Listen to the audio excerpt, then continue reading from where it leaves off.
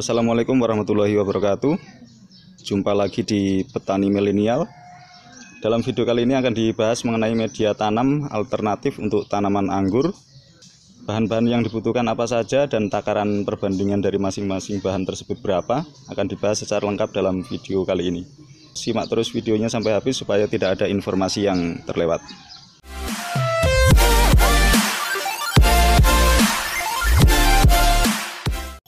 Baik teman-teman penghobi tanaman anggur dimanapun berada, langsung saja kita bahas mengenai cara membuat media tanam anggur yang baik untuk tanaman anggur, terutama yang akan digunakan di dalam pot. Tapi sebelumnya, buat teman-teman yang baru berkunjung di channel Petani Milenial, silahkan di like dan subscribe dulu, serta aktifkan notifikasi loncengnya supaya channel ini bisa berkembang dan selalu memberikan informasi-informasi bermanfaat lainnya seputar dunia tanaman. Baik, langsung saja di sini akan kita jelaskan cara membuat media tanam untuk tanaman anggur. Ya, bahan-bahan yang dibutuhkan yaitu pertama sekam bakar.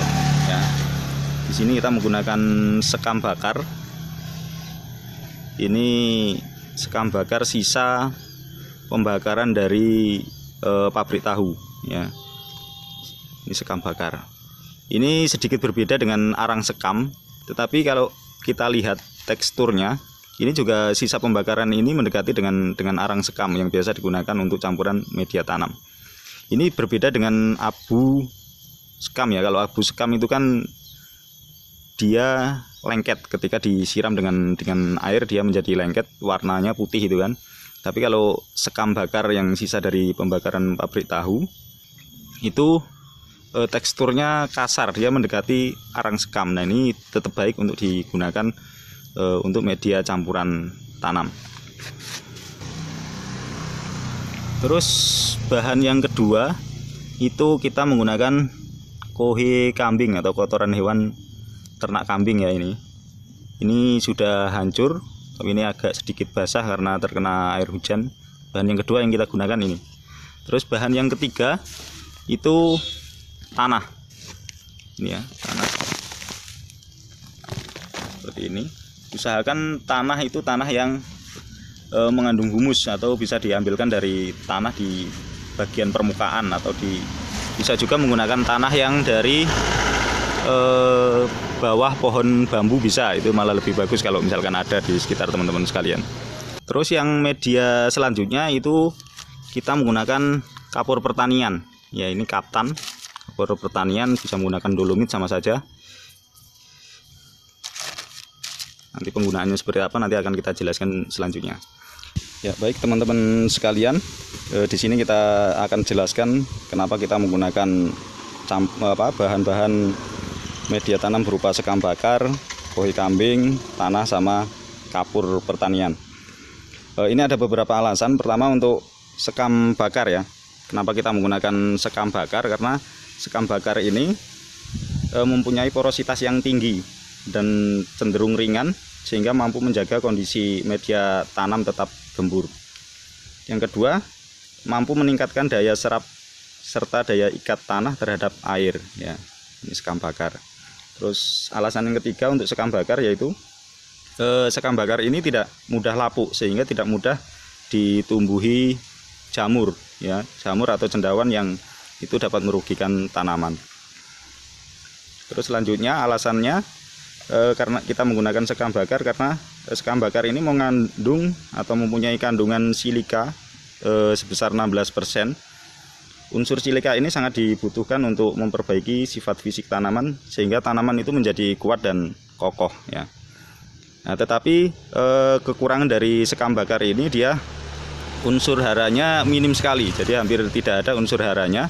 Makanya kita tambahkan dengan kohe kambing untuk menutupi kekurangan unsur hara yang ada di dalam sekam bakar. Nah, ini kohe kambing ini kita butuhkan karena dia mengandung unsur-unsur yang dibutuhkan tanaman seperti nitrogen, fosfor, kalium, kalsium, magnesium, dan belerang. Ini ada di dalam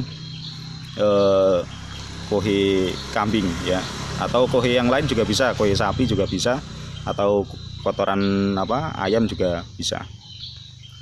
Terus bahan yang ketiga yaitu tanah. Kita menggunakan tanah di sini itu tujuannya yang pertama untuk menjaga kondisi media tanam itu tidak mudah goyah atau tidak mudah goyang, sehingga dia tetap stabil ketika dikasih tanaman dan tidak mengganggu perakaran, misalkan ketika tanaman atau media tanamnya itu dipindah ke tempat yang lain. Terus yang kedua, alasan yang kedua kenapa kita tetap menggunakan tanah, bahkan di sini kita hampir mewajibkan tanah ini digunakan untuk media tanam di dalam polybag, karena tanah ini karakternya dingin, makanya tanah tetap kita gunakan. Terlebih lagi untuk tanaman yang ada di pot dan kita letakkan di tempat terbuka yang terpapar sinar matahari. Jadi itu untuk mengurangi panas, itu menggunakan tanah ini. Baik, bahan yang keempat itu adalah kapur. Alasan kita menggunakan kapur itu karena kapur ini mampu meningkatkan pH tanah. Yang kedua, kapur juga mampu menetralisir tanah dari senyawa beracun yang itu dapat mengganggu pertumbuhan tanaman. Yang selanjutnya, kapur ini juga mampu membunuh bibit-bibit penyakit yang disebabkan oleh jamur atau cendawan. Ya, makanya kita gunakan kapur. Nah, untuk kapur ini nanti penggunaannya tidak kita campurkan ke media langsung, tetapi kita taburkan di bagian atas permukaan polybag yang sudah kita isi dengan campuran media tanam yang sudah jadi. Terus mungkin ada pertanyaan dari teman-teman sekalian, terus perbandingan pencampurannya seperti apa? Jadi kita menggunakan penyampurannya itu untuk sekam bakar itu kita gunakan 2 perbandingan ya, 2 bagian. Terus untuk kohe kambing itu 1 bagian. Terus untuk tanah ini juga 1 bagian.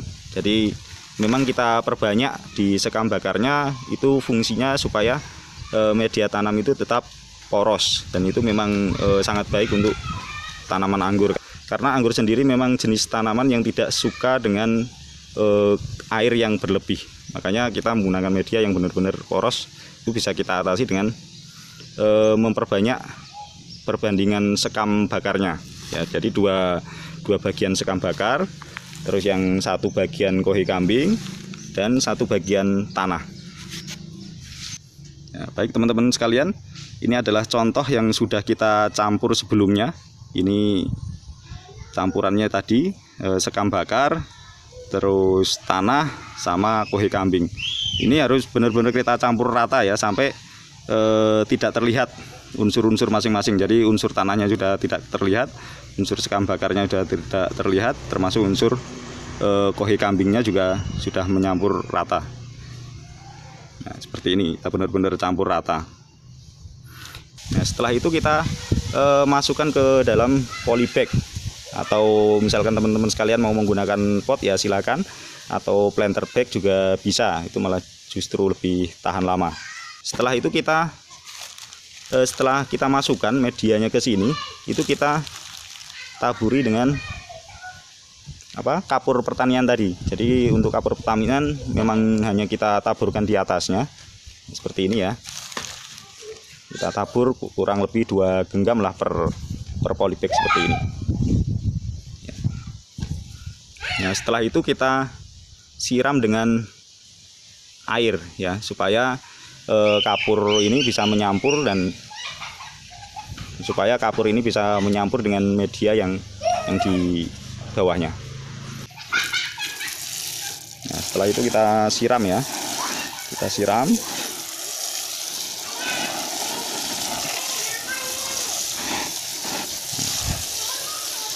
Ini ya, kita siram sampai jenuh, nggak masalah. Setelah itu apakah media ini bisa langsung digunakan?